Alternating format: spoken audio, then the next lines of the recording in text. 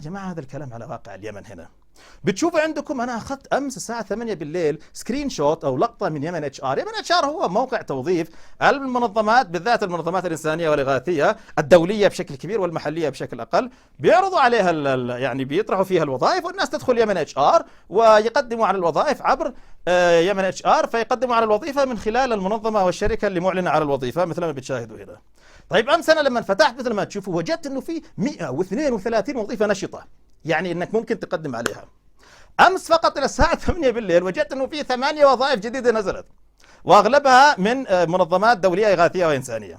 المنظمات الدولية طبعا في اليمن هذه الأيام هي صارت الشيء السائد بشكل كبير، لأنه عندهم دعم كبير بسبب حالة الحرب في اليمن، وجميع الناس يريدوا يشتغلوا معاهم، لأنهم الأفضل على مستوى جميع المؤسسات في توفير ظروف عمل جيدة، وفي ظروف توفير كومبنسيشن أو تعويضات رواتب وغيرها.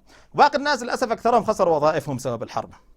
طيب الآن السؤال اللي أطرح نفسه هو: هل الوظائف هذه وظائف فعلا حقيقية موجودة والناس فعلا بتقدم وتتوظف وأمورها تمشي بشكل طيب؟ الإجابة أنا بعطيكم مثال حصل معي على المستوى الشخصي، لأنه أنا ما أحب أتحدث عن الآخرين، بحدثكم عن شيء حصل معي شخصيا. أنا لي فترة طويلة، فترة سنين، وأنا أقدم على هذه الوظائف في المنظمات. مرة واحدة فقط تم استدعائي من منظمة إغاثية إنسانية دولية معروفة في وظيفة Admin HR Officer، اللي هو ضابط إداري وموارد بشرية في صعدة. فاستدعوني للاختبار الكتابي ثم المقابلة. طبعا الجماعة بعدين حتى ما عبروني، ردوا علي برسالة أنه أنت مقبول ولا غير مقبول. فأنا سألت واحد من الطلاب عندنا في إكسيد يعرفهم، فقال لي: شوف يا أستاذ، بصراحة هذه الوظيفة نزلوها المنظمة لأنهم يريدوا يرقوا الادمن اتش ار اسيستنت، اللي هو المساعد يكون تحت الاوفيسر، في المساعد وفي المسؤول، من شان يرقوه إلى اوفيسر. يعني وظيفة باختصار وهمية، يعني نزلت فقط لترقية شخص من رتبة إلى رتبة. فهذا موقف حصل معي على المستوى الشخصي، ومثل هذا الشيء للأسف صار هو السائد مثل ما أسمع من ناس كثيرين، وضربت لكم أنا مثال شخصي حصل لي.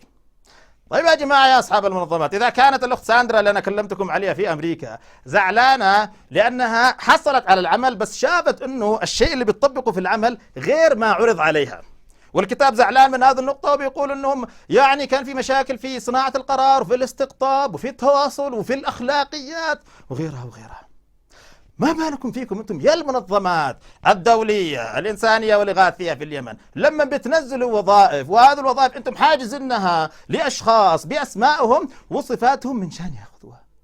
يعني أنتم للأسف بتضحكوا على المجتمع، أنتم بالشكل هذا يا المنظمات. وأنا ما أعمم على جميع المنظمات يا أصدقائي، لأنه التعميم ليس من أدبياتي كشخص، وليس حتى من أدبيات وأخلاقيات الإدارة، لكن أنا أتحدث للأسف عن الشيء الغالب الموجود. أنتم مش فقط بتسيئوا للمجتمع اللي بتعملوا فيه، أنتم أيضا بتسيئوا لأنفسكم، لأنكم بتحرموا منظماتكم من كوادر وكفاءات عالية جدا.